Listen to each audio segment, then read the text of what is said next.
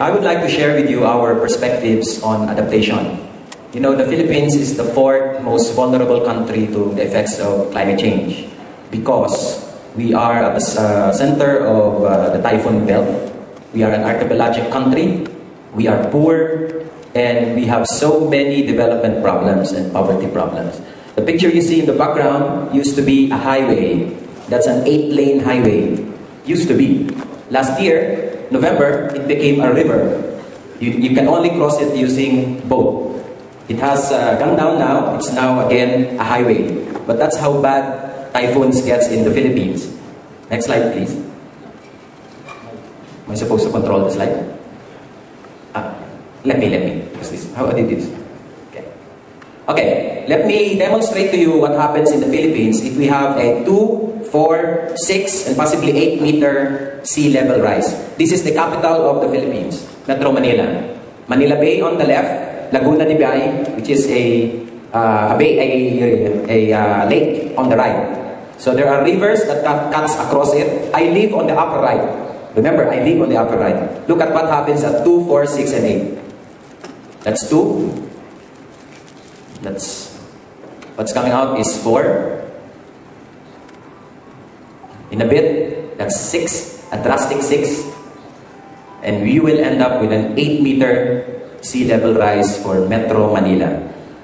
That island on your left, that's Quezon City. That used to be a big city, it will become an island. The new coastline is the eastern city of Metro Manila. And the long river becomes a short one. And about 7 cities will all disappear. This is Metro Manila, if we don't do anything. And the 2 meters you see will already bring about 3 cities underwater. Whatever we do, it will happen.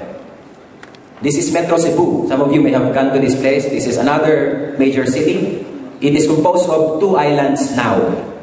And the long lines you see in the big island is the international airport. Look at what happens to it in 2, 4, and 6. It's 2, 4, 6, and 8.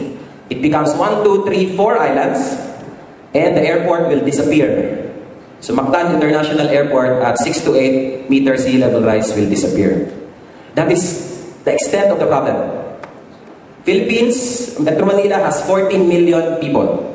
Metro Cebu has about 7 million. Total displacement of Filipinos due to climate change is projected at about 7.3 million Filipinos will be displaced, particularly from the coastal areas. This is almost as big as some European countries. That's how many people who will be displaced. So we are 4th most vulnerable. There's an increased number and intensity of typhoons. In the 1960s and 70s, we used to have 20 typhoons.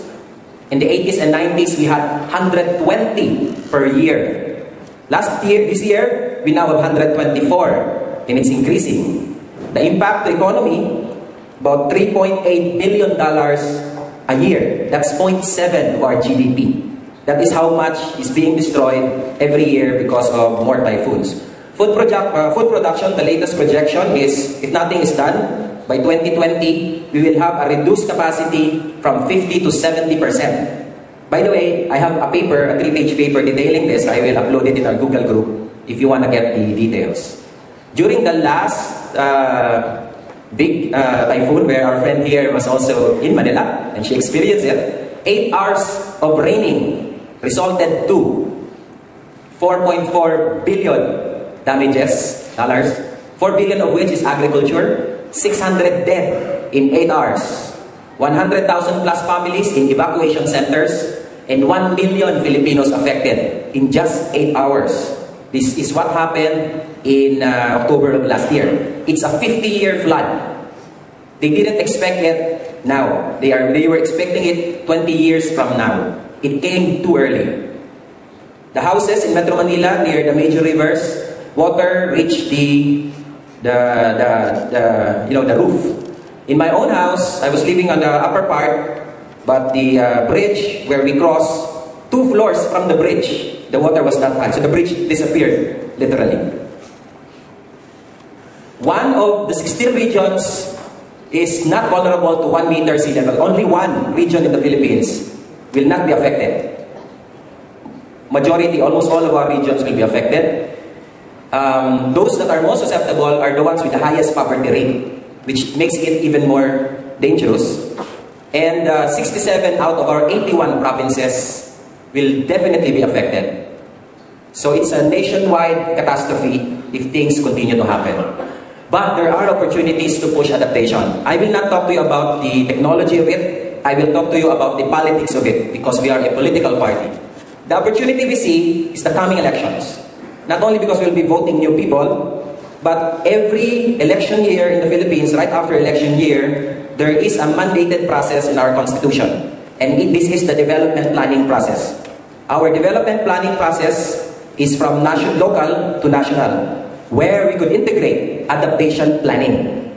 Especially that we have a new law, the climate change law, which we pushed 2 years ago. It got approved last year. And yesterday, the framework plan was approved after certain consultations. We still have problems with it, but it's generally acceptable. If we do our cards right, the next 90 days after election, our election is May 10, is a required process for the Philippines to develop development plan from the village level up. Of course, this is not followed to the letter. That is why there's a need for political will to follow it and integrate climate change adaptation planning. The other opportunity is that over the past 3 years, many of our movements have learned budget advocacy. The biggest policy in any development work is budget. If it's not budgeted, it will not happen. And we have for years avoided this kind of campaign, but over the past 3 years, there have been many successful alternative budget initiatives. 2 years ago, after 100 years of bureaucracy, the Philippines finally got a process where civil society were proposing alternative national budgets. And we got a lot of the many things we lobbied there. If we can use the same energy to push climate change adaptation budgeting to be integrated in the next 5 years of our budget process, both local and national, we think that would be the way to do it. We also believe, and we would like to solicit your views on this, because we're still studying it, that among the many mitigation approaches that can complement adaptation work in the Philippines, we are looking closely at this RED process. The reduction, the word reduction was the reduction of carbon emission from deforestation and forest degradation. We believe it can support biodiversity conservation, since the problem of forest degradation produces 20% of carbon emission. We believe it can substantially contribute to that, and this can help build the capacity of some of our communities who are directly protecting forests. So we are keenly looking at this, and we are open to dialogue with any of you on this view. If you're critical about it, please talk to us. We would like to know more, because we are trying to understand also our EDD. Okay, we have a campaign, an initiative called the Greens Moving Climate Change Action in Select Vulnerable Community and Critical Policies in the Philippines. It consists of 3 main tasks.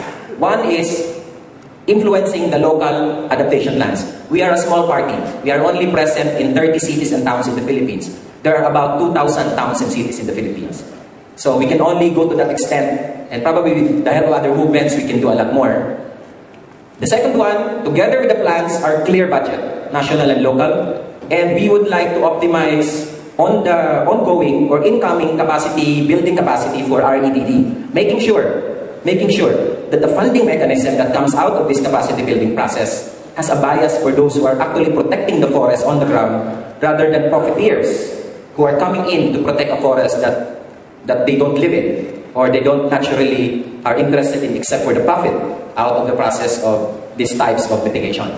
So friends, this is our initiative, this is how we see our problem, and the most important to us is direct governance. We engage the process. If we don't engage the process, if we don't optimize opportunities, we will lose 3 to 5 years of opportunity to make adaptation work in the Philippines. Why are we doing this?